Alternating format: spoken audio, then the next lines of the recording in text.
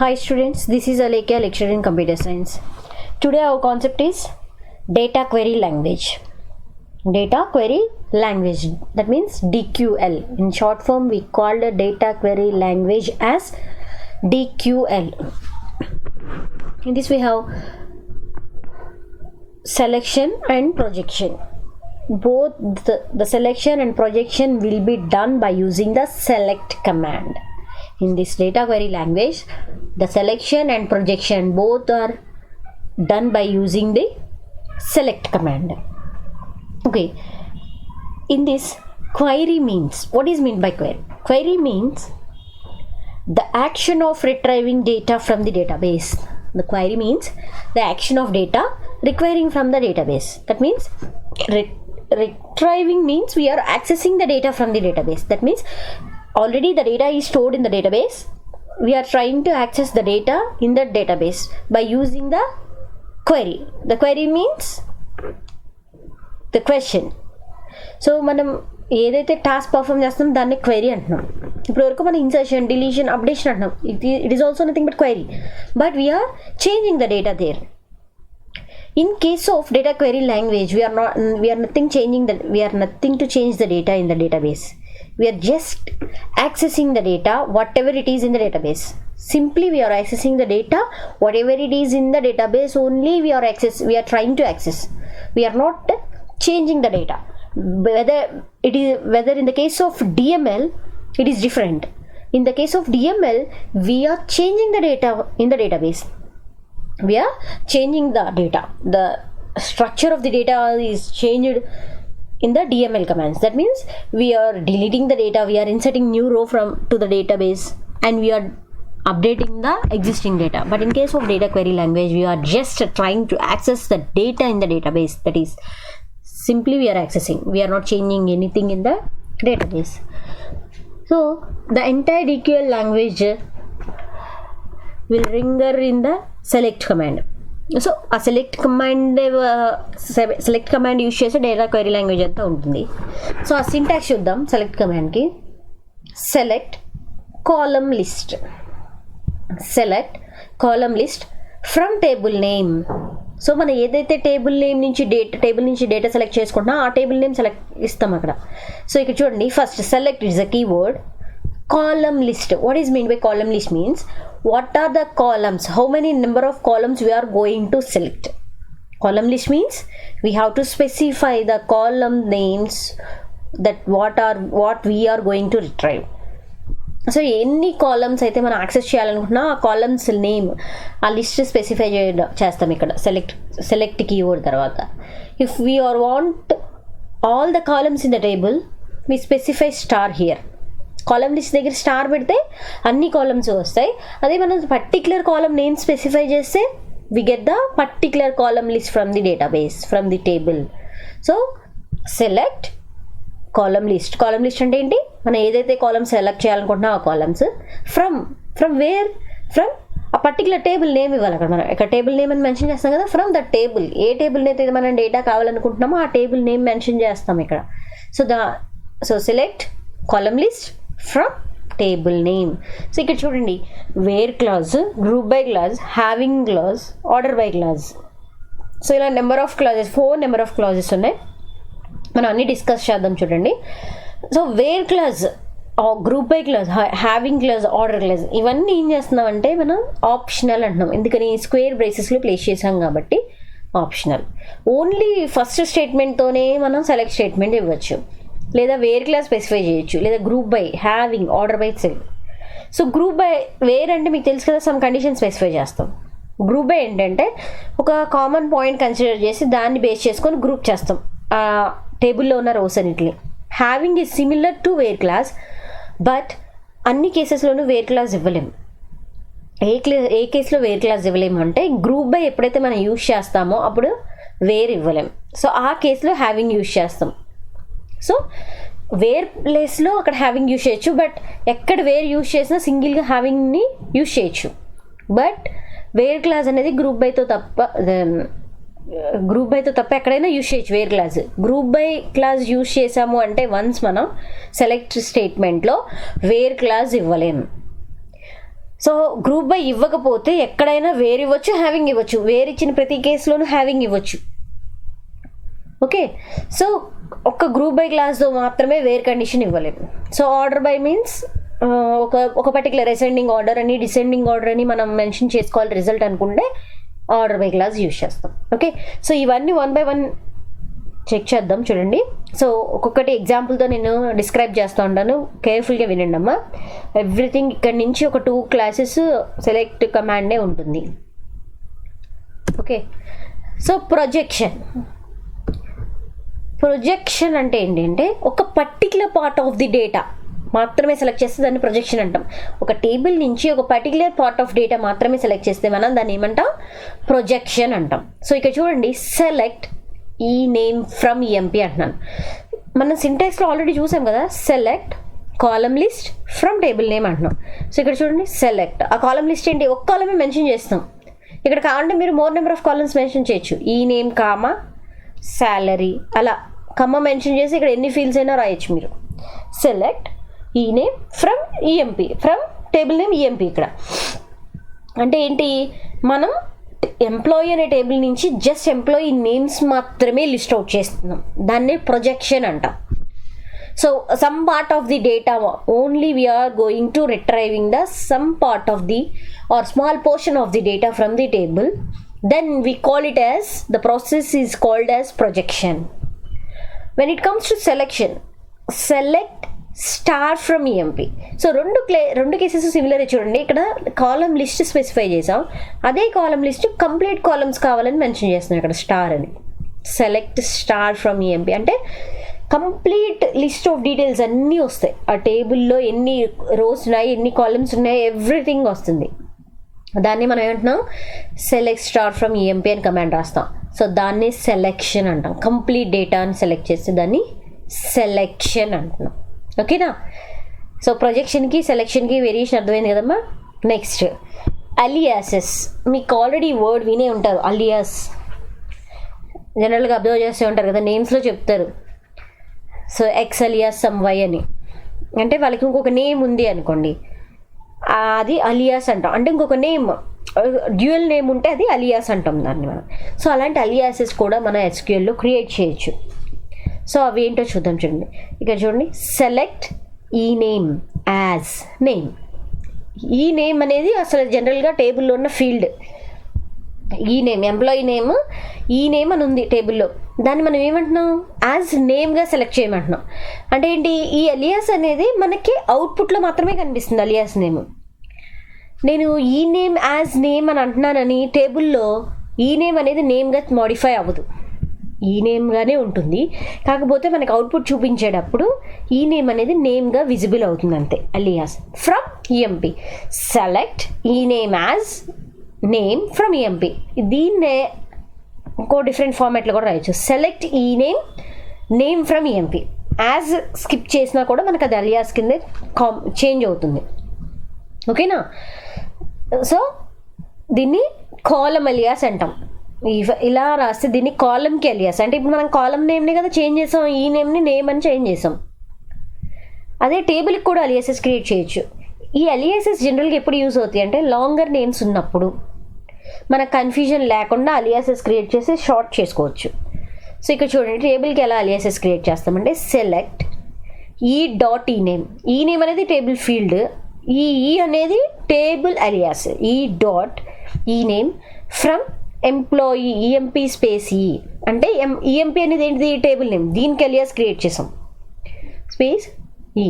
అంటే క్వైరీ ఎప్పుడైతే లార్జర్ అవుతుందో అలాంటి కేసెస్లో మనకి టేబుల్ నేమ్ అనేది అలియాస్ క్రియేట్ చేసుకుంటే చాలా బెనిఫిట్. ప్రతిసారి టేబుల్ నేమ్ రాయక్కర్ల మనం.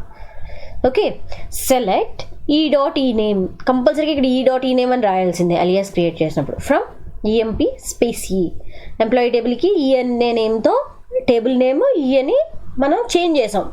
ఈ అలియాస్ నేమ్ పర్టికులర్ క్వైరీ వరకే ఉంటుంది. When ever the query ends the name also closes.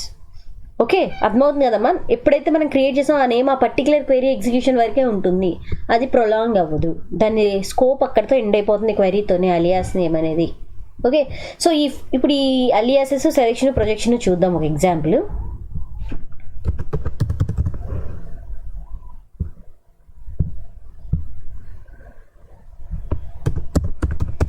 So connect అయ్యి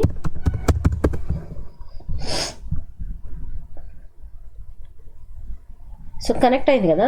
ఇక్కడ అబ్జర్వ్ చేయండి, నేను నార్మల్గా చేస్తూ వెళ్తున్నాను ఇప్పటి వరకు. ఇందులో ఆల్రెడీ మనకి కొన్ని మాన్యువల్గా మనమే క్రియేట్ చేసుకున్న టేబుల్స్తో, అలా కాకుండా బై డిఫాల్ట్ మనకి కొన్ని టేబుల్స్ ఉంటాయి. సో ఆ టేబుల్స్లో ఉన్న ఆ టేబుల్స్ని యాక్సెస్ చేయాలన్నా, ఆ డేటాని యాక్సెస్ చేయాలన్నా మనం వేరే యూజర్కి కనెక్ట్ అవ్వాలి. మనకి సాఫ్ట్వేర్తో వస్తుంది. Scott tiger connect Scott tiger. చూడండి ఇక్కడ కనెక్ట్ అని వస్తుంది కదా. స్కాట్ అనేది యూజర్, టైగర్ అనేది పాస్వర్డ్ అమ్మా. సో దీంట్లో మనకు కొన్ని టేబుల్స్ ఉంటాయి. సెలెక్ట్ స్టార్ ఫ్రమ్ ట్యాబ్ అంటే లిస్ట్ ఆఫ్ టేబుల్ నేమ్స్ అని చూడాలనుకుంటే సెలెక్ట్ స్టార్ ఫ్రమ్ ట్యాబ్ అని కొట్టచ్చు. చూడండి డిపార్ట్మెంట్, ఈఎంపీ, ఈ రెండు బోనస్, శాలరీ గ్రేడ్, ఈ 4 టేబుల్స్ జనరల్గా మనకి బై డిఫాల్ట్ వచ్చాయి. వీవర్ అనేది వ్యూ అమ్మ, ఇది నేను క్రియేట్ చేసింది. ఓకే, జనరల్గా ఈ 4 టేబుల్స్ మాత్రమే, department, EMP, bonus, salary grade, ఈ 4 టేబుల్స్ బై డిఫాల్ట్ సాఫ్ట్వేర్లో ఆల్రెడీ విత్ డేటా క్రియేట్ అయి ఉంటుంది. ఓకేనా. చూడండి ఇప్పుడు ఎంప్లాయీ టేబుల్ ఏముందో చూద్దాం. అది స్కాట్ టైగర్ లాగిన్ సెషన్లో మాత్రమే వస్తాయి. 14 రోస్తో ఒక టేబుల్ ఉంది. సెట్ పేజ్ సైజ్ అంటే పెద్దగా వచ్చింది కదమ్మా టేబుల్, మనకు క్లియర్గా కనిపించట్లేదు కదా.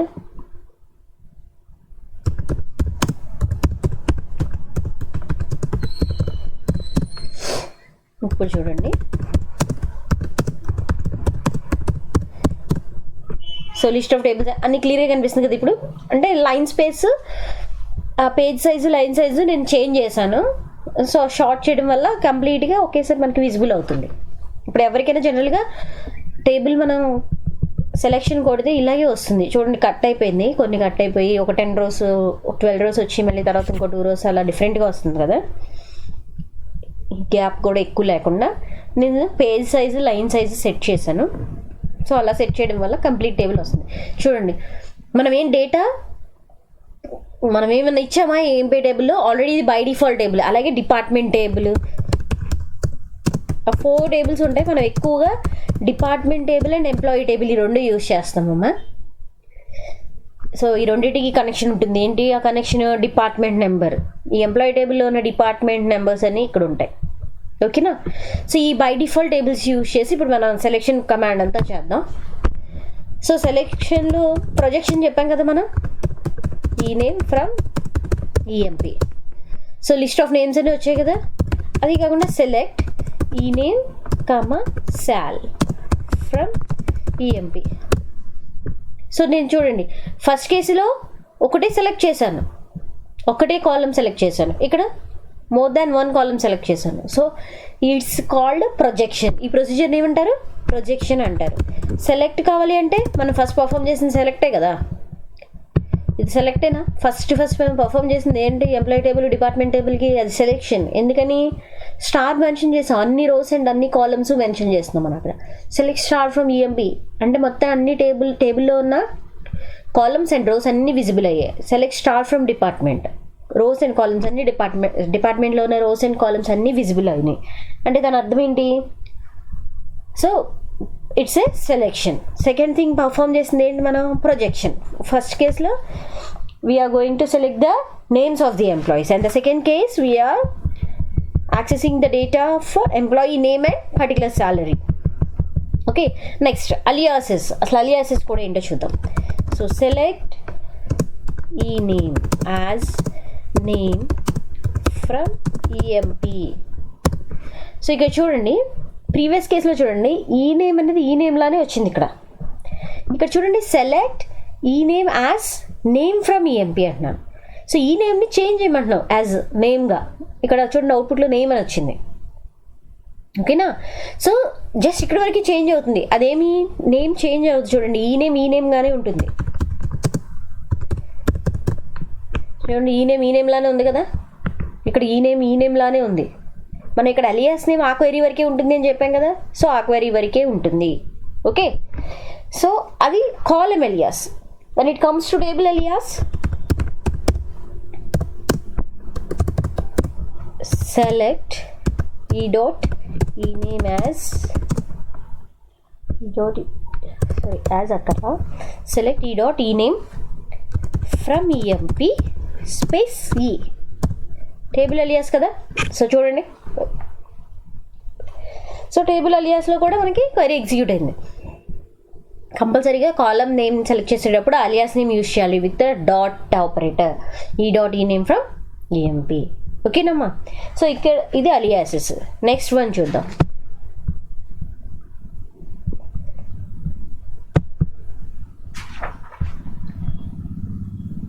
సో అలియాసెస్ చూసాం. Next one where clause. So where clause అంటే మీకు ఆల్రెడీ తెలుసు, wear is nothing but some condition. ఇక్కడ చూడండి, సెలెక్ట్ ఈ name from EMP where department number equal to 10.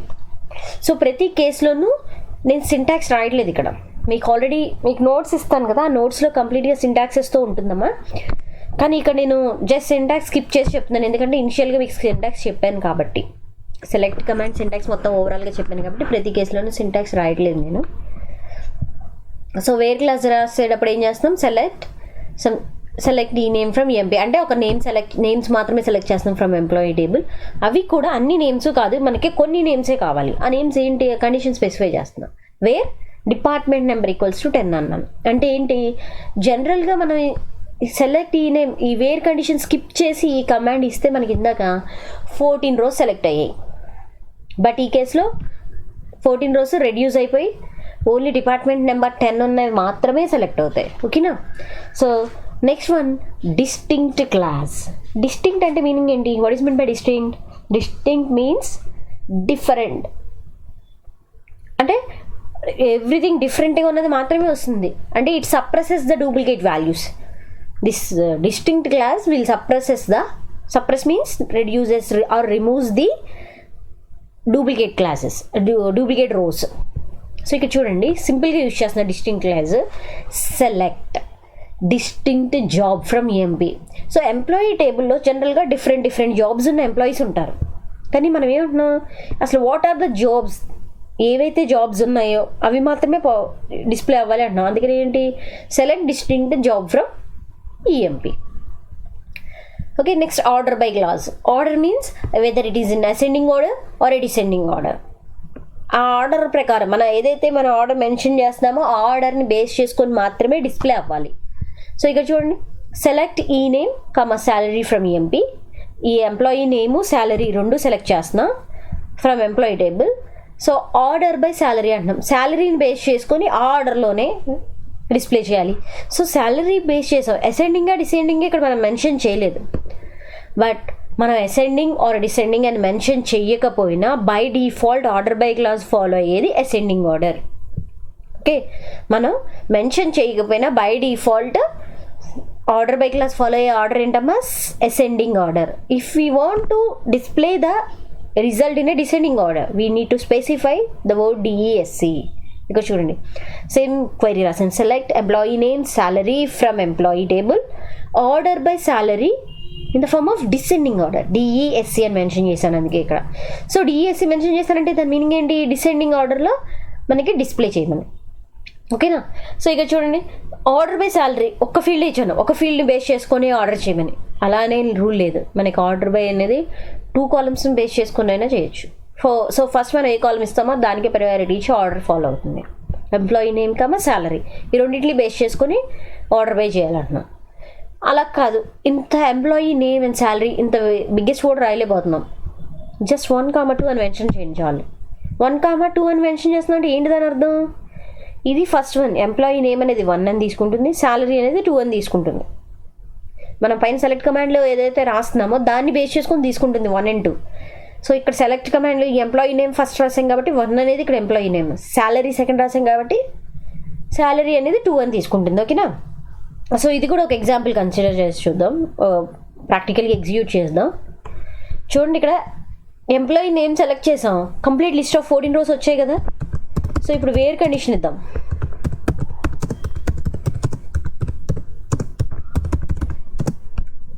Wear department number equals to some 20 ఇచ్చాను, అందులో ఉన్న డిపార్ట్మెంట్ నెంబర్ ఇస్తే చాలు. చూడండి 14 rows రాలే మనకి, డిపార్ట్మెంట్ నెంబర్ 20 ఉన్నవి మాత్రమే వచ్చాయి. మనకి డిపార్ట్మెంట్ నెంబర్ 20 ఉన్నాయి, కొన్ని ఉన్నాయి. చూడండి డిపార్ట్మెంట్ నెంబర్ 20 ఇది Smith, Jones, Scott, Adams, Ford, ఇంతవరకే మనకి డిపార్ట్మెంట్ నెంబర్ 20. సో అందుకని ఏంటి, జస్ట్ ఆ డిపార్ట్మెంట్ నెంబర్ 20 అని ఉన్న నేమ్స్ మాత్రమే వచ్చాయి. సో అలా కాదు, ఇంకా చూడండి అన్ని రోజు కావాలి, బట్ కండిషన్ ఇవ్వచ్చు ఇక్కడ కూడా. From EMP where department number equals to 10. So complete details వచ్చాయి చూడండి.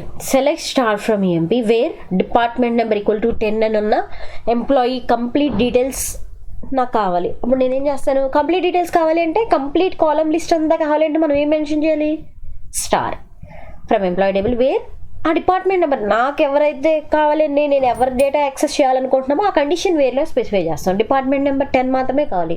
ఫర్ ఎగ్జాంపుల్ మీకు డిపార్ట్మెంట్ నెంబర్ 30 కావాలి, then you specify department number as 30. అప్పుడు డిపార్ట్మెంట్ నెంబర్ 30 ఉన్న డేటా మాత్రమే వస్తుంది మీకు, ఓకేనా. సో అది where clause. And then distinct clause చూసాం కదా, సో అది కూడా చూద్దాం. Select for example job from EMP అంటే డిస్టింక్ట్ క్లాస్ యూజ్ చేయాలి చూడండి. ఓకే, ఏ ఆర్డర్లో వచ్చిందో. నెక్స్ట్ డిస్టింక్ట్ సెలెక్ట్ యూజ్ చేసి చేద్దాం. డిస్టింక్ట్ జాబ్ చూడండి, ఇక్కడ సప్రెస్ చేసింది కదా. ఎలా సప్రెస్ చేసింది, సేల్స్ మ్యాన్ ఇక్కడ ఎన్నిసార్లు ఉంది, 1 2 3 4 టైమ్స్ ఉంది, బట్ ఇది సింగిల్ టైం డిస్ప్లే చేస్తుంది. అంటే డూప్లికేట్ వాల్యూస్ని సప్రెస్ చేస్తుంది అని అన్నాం కదా. డిస్టింక్ట్ అనేది ఏం చేస్తుందమ్మా, డూప్లికేట్ వాల్యూస్ని సప్రెస్ చేసి ఓన్లీ ఒరిజినల్ వాల్యూస్ వస్తుంది. అసలు ఇప్పుడు మనం సెలెక్షన్లో చూడండి, సెలెక్ట్ డిస్టింక్ట్ ఈ నేమ్ అని ఇస్తున్నాం చూడండి.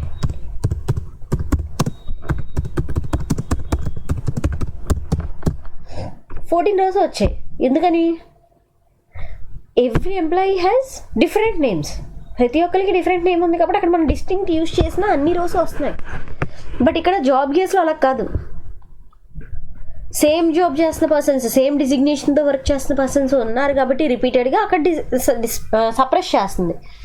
ఓకే, డిస్టింక్ట్గా అర్థమైంది కదమ్మా. Next one order by. So order by అంటే ఏంటి, మన డిస్ప్లే చేసే రిజల్ట్ ఒక ఆర్డర్డ్ ఫార్మాట్లో డిస్ప్లే అవుతుంది. ఫర్ ఎగ్జాంపుల్ శాలరీనే మన ఆర్డర్ ఫామ్లో డిస్ప్లే చేద్దాం చూడండి. Select salary from EMP. ఇప్పుడు శాలరీ ఎలా వచ్చిందో చూడండి. నార్మల్గా మన ఇన్సర్షన్ మన టేబుల్ ఎలా ఉందో యాస్టీజ్ అది వస్తుంది. ఇప్పుడు నేను ఆర్డర్ వైజ్ యూజ్ చేస్తాను. Select sal from EMP order by sal. చూడండి చిన్న చిన్న చేంజెస్ ఉన్నాయి చూడండి. By default order by clause ఏమి యూజ్ చేస్తున్నామమ్మా, అసెండింగ్ ఆర్డర్, అవునా. అసెండింగ్ ఆర్డర్లో డిస్ప్లే చేస్తుంది చూడండి. సెకండ్ కేస్ ఇక్కడ 1860 రూపీస్, ఇక్కడ అలా కాదు, 1145 రూపీస్ ఉంది. సో ఇక్కడికి చేంజ్ ఉంది చూడండి, అబ్జర్వ్ చేయండి. సో అంటే ఏంటి, ఆర్డర్ బై క్లాస్ మనం యూజ్ చేస్తుంటే ఒక పర్టికులర్ ఫార్మాట్, ఒక పర్టికులర్ ఆర్డర్లోనే డిస్ప్లే చేస్తుంది రిజల్ట్. బట్ ఇదంతా టేబుల్కి రిఫ్లెక్ట్ అవ్వదు, మన సెలెక్షన్ పర్పస్కి మాత్రమే, మన విజిబిలిటీ కోసం, మన కన్వీనియన్స్ కోసం మాత్రమే. కానీ మనకి టేబుల్లో ఇవన్నీ చేంజ్ అవ్వవు, టేబుల్కి అప్డేట్ అవ్వవు. మనం ఏమి సెలెక్ట్ కమాండ్లో ఇనిషియల్గానే చెప్పాను మీకు, సెలెక్ట్ కమాండ్లో మనం ఎలాంటి అప్డేషన్స్ కానీ ఎలాంటి చేంజెస్ కానీ పర్ఫామ్ చేయలేము అని చెప్పాను. జస్ట్ మన ఉన్న డేటాని యాక్సెస్ చేస్తున్నాం. ఆ యాక్సెసింగ్లో ఏం చేస్తున్నాం అంటే మనం డిఫరెంట్ వేస్, సమ్ కేసెస్లో యాజ్ ఇట్ ఈస్ డేటా చూస్తున్నాం, కొన్ని కేసెస్లో ఆర్డర్ ఒక పర్టికులర్ ఆర్డర్లో ప్లేస్ చేసుకొని చూస్తున్నాం, కొన్ని కేసెస్లో నేమ్ ఆ ఫీల్డ్ నేమ్ చేంజ్ చేసి మనం చూస్తున్నాం, కొన్ని కేసెస్లో డేటాని సప్రెస్ చేసి చూస్తున్నాం అంతే. కొన్ని కేసెస్లో వేర్ కండిషన్ ఇచ్చి ఒక పర్టికులర్ పార్ట్ ఆఫ్ డేటా మాత్రమే మనం విజిబుల్ చేస్తున్నాం. అంతేగాని మనం ఏది కూడా ఇక్కడ ఏ క్వరీ ఎగ్జిక్యూట్ చేసినా అది అక్కడికి ఆటోమేటిక్గా అప్డేట్ అవ్వదు టేబుల్కి. అది గుర్తుపెట్టుకోవాలి మీరు. ఓకే, సో సెలెక్ట్ సాల్ ఫ్రమ్ ఈఎంపి ఆర్డర్ బై సాల్ డిఈఎస్సి. So descending order. ఇప్పుడు చూడండి సేమ్ కేస్ రివర్స్ వచ్చింది. ఓకేనా, సెలెక్ట్ ఈ నేమ్ కమా సాల్ from EMP order by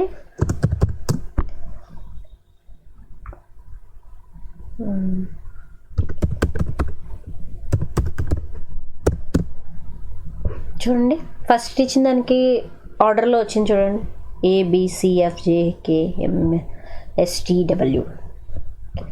so ఇదే నెంబర్స్తో ఇవ్వచ్చు. సెలెక్ట్ ఈ నేమ్ కమా సాల్ from MP order by 1, 2 same వచ్చింది చూడండి. పై రిజల్ట్ ఈ రిజల్ట్ ఒకటే.